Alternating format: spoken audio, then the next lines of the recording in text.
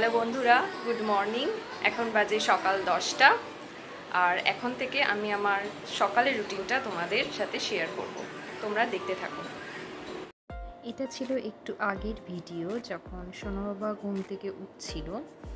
তো আজকে ওর মুডটা খুব একটা ভালো ছিল না। যাই হোক, তো দেখেই বুঝতে পারছো ও ব্রাশ করাটা কতটা এনজয় করে। তাই প্রতিদিন ওকে আমি নিজে থেকেই ব্রাশ করতে দিই। এরপর ঘরের কিছুটা ডাস্টিং করে আমি আমার চা এবং ওর ব্রেকফাস্টটা নিয়ে ওকে খাওয়াতে বসি।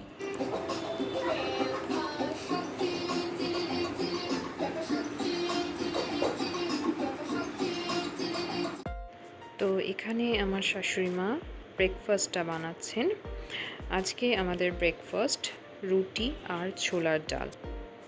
তো রান্নাবান্নার দিকটা আমার শাশুড়ি মা নিজেই একা সামলান। কিছু স্পেশাল ডিশ হলে সেই দিন আমি করি, যেরকম মাটন, চিকেন বা কোনো ডিমের প্রিপারেশন হলে সেটা আমি করি। ততক্ষণে আমি রনকে স্নান করিয়ে নিলাম।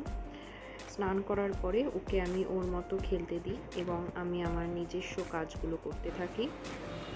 I thank you all for the confidence you show. I shall not. I will correct every wrong that is. তো টুকটাক ঘরের কাজ করে আমি আমার ব্রেকফাস্টটা নিয়ে বসলাম।